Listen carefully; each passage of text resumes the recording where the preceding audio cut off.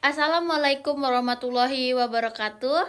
Perkenalkan, nama saya Nesya Feriska dari kelas Akuntansi Sektor Publik semester 2. Pada kesempatan kali ini, saya akan menjelaskan mengenai pengelolaan keuangan negara dan daerah berdasarkan Undang-Undang Nomor 17 Tahun 2003. Soal pertama, jelaskan apa yang dimaksud dengan keuangan negara menurut Undang-Undang Nomor 17 Tahun 2003.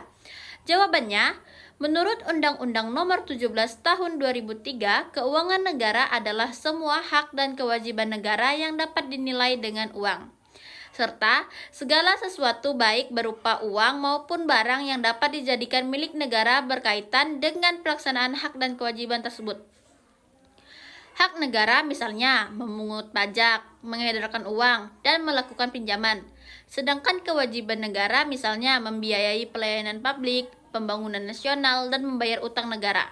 Untuk soal nomor 2, A. Objek keuangan negara, B. Subjek keuangan negara, C. Proses terbentuknya keuangan negara, D. Tujuan keuangan negara.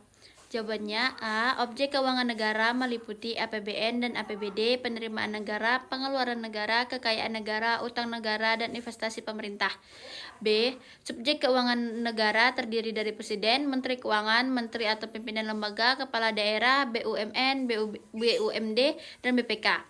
C. Proses terbentuknya keuangan negara dimulai dari perencanaan anggaran, penyusunan RAPBN atau RAPBD, pembahasan dan persetujuan DPR atau DPRD, pelaksanaan anggaran, penatausahaan, pelaporan keuangan, pemeriksaan oleh BPK, dan pertanggungjawaban kepada masyarakat. D. Tujuan keuangan negara adalah untuk membiayai penyelenggaraan pemerintah, meningkatkan kesejahteraan masyarakat, mendukung pembangunan nasional, menyediakan pelayanan publik, dan menjaga stabilitas ekonomi negara. Untuk soal nomor 3, sebutkan ruang lingkup keuangan negara menurut Undang-Undang Nomor 17 Tahun 2003.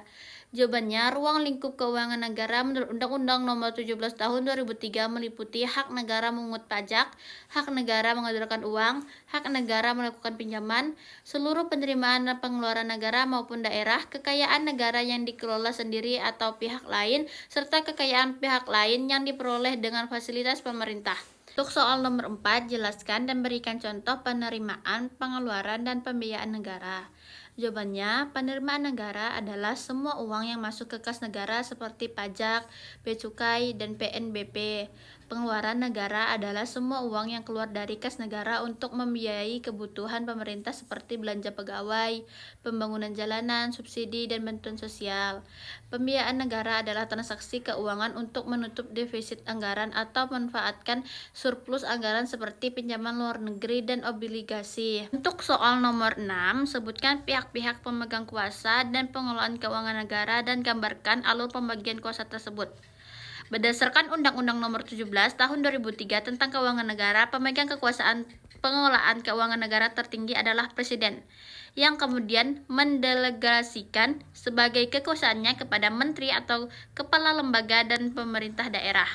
Yang pertama, pihak pemegang kuasa pengelolaan keuangan negara. Presiden, pemegang kekuasaan tertinggi dalam pengelolaan keuangan negara. Kedua, Menteri Keuangan atau Menku dikuasakan untuk mengeluarkan fiskal dan bertindak sebagai wakil pemerintah dalam pemilihan kekayaan negara yang dipisahkan. Menteri Keuangan bertindak sebagai Chief Financial Office atau CFO. Yang ketiga, Menteri atau pimpinan lembaga dikuasakan selaku pengguna anggaran atau pengguna barang untuk kementerian negara yang dipimpin dan bertindak sebagai COO atau Chief Operational Officer.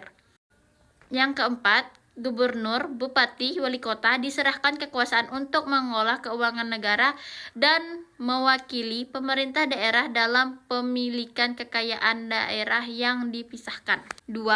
Alur pembagian kekuasaan pengelolaan keuangan negara. Alur ini menunjukkan bagaimana kekuasaan dari presiden didistribusikan hingga tingkat operasional satuan kerja.